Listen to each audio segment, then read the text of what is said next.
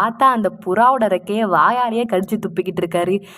ஏம்மா இவனை பார்த்தா நல்லா நல்லவன் மாதிரியாம்மா தெரியுது, சுத்த காட்டுவாசிமா இவன் அப்படிங்கிறாங்க. அக்கா அவரோட தோற்றத்தை வச்சு சும்மா அவர் இப்படிதான் சொல்லிட்டு முடிவெடுத்துறாருங்க. ஒரு 2 நிமிஷம் கொடுங்க, இப்போ பாருங்க பட்டி டிங்கரிங் பண்ணி கூட்டிட்டு வரேன் அப்படின்னு சொல்லிட்டு நம்ம மவுண்டன் கிங் அவங்க குட்டி வீட்டுக்குள்ள கூட்டிட்டு போறாங்க. யோ அசையாம நின்னியா, உன் மானத்தை நான் காப்பாத்துறேன் அப்படின்னு சொல்லிட்டு பிடிச்சி வச்சு நல்லா மேக்கப் எல்லாம் பண்ணிக்கிட்டு இருக்காங்க. அந்த டைம்ல நம்ம சீசன் வந்து தப்பிச்சு போயிடலான்னு சொல்லிட்டு பக்கத்துல இருக்கிற கத்தியை எடுக்கலாம்னு சொல்லிட்டு அவங்க ட்ரை பண்றாங்க. அவங்க எடுத்துட்டு அங்கிருந்து போகலான்னு பார்க்கும்போது கரெக்டா நம்ம மவுண்டன் கிங் வெளியில வராங்க.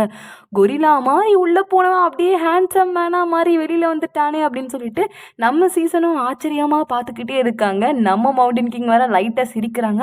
பரவாயில்லடா இந்த காட்டுவாசியும் அழகாத்தான் இருக்கான் அப்படின்னு சொல்லிட்டு லைட்டா லுக் விட்டுட்டு இருக்காங்க. இவ்வளோ நேரம் ஸ்டெடியா ஹேண்ட்ஸமா நின்றுக்கிட்டு இருக்க அப்புறமா அந்த மவுண்டன் கிங் வந்து ஒரு ட்ரெஸ் எடுத்து அந்த குட்டி பொண்ணுக்கு கொடுக்குறாங்க. குட்டி பொண்ணு வந்துட்டு பார்க்குறா, எனக்கு இது வரைக்கும் யாருமே ட்ரெஸ் வாங்கி கொடுத்தது கிடையாது, அது மட்டும் இல்லாமல் இந்த மாதிரி அழகான ஒரு ட்ரெஸ் எனக்கு வந்துட்டு யாருமே கொடுத்தது கிடையாது, என்னோட அப்பாவும் இல்லை அம்மாவும் இல்லை, ஆனால் நீங்கள் வந்துட்டு என்னைய ரொம்ப பாசமாக பார்த்துக்கிறீங்க அப்படின்னு சொல்லிட்டு கெட்டி பிடிச்சிட்டு அழுகுறாங்க. இதெல்லாம் பார்க்கும்போது மவுண்டன் கிங்க்கு அவங்களோட தங்கச்சி ஞாபகம் தான் வருது. இந்த டைம்லாம் எப்படி அப்படின்னு பார்த்து ரசிச்சுக்கிட்டு இருக்காங்க. அவங்களுக்கு வந்துட்டு தங்கச்சி மாதிரி தான் வந்து தோணுது. அதெல்லாம் பார்த்துக்கிட்டே இருக்காங்க. சீசனும் வந்து பார்க்குறாங்க.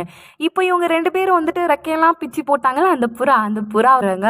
அடப்பாவீங்களா, சும்மா தானடா திரும்பினேன், கொஞ்சம் கூட சாப்பாடு கொடுக்காமலே என்னை கொன்றாங்க போலையே அப்படின்னு சொல்லிட்டு அவங்க ஒரு மாதிரி ரியாக்ஷன் கொடுக்க, இப்படி மவுண்டன் கிங்கை பற்றி பேசின உடனே மவுண்டன் கிங்கு ரொம்ப கோவம் வந்துடுது. உடனே இந்த குட்டி பொண்ணை பிடிச்சி முறைச்சி பார்க்குறாங்க. நான் சொல்கிறது எல்லாமே உண்மைதான், நீ ஒரு கோலை தான், எங்கள் அப்பாவை நீங்கள் மாற்றிட்டாரு, நீனும் இப்படி என்னை ஏமாற்றிட்டு இல்லை அப்படின்னு சொல்லிட்டு அவங்க அந்த இடத்துல இருந்து கிளம்பி போயிடுறாங்க.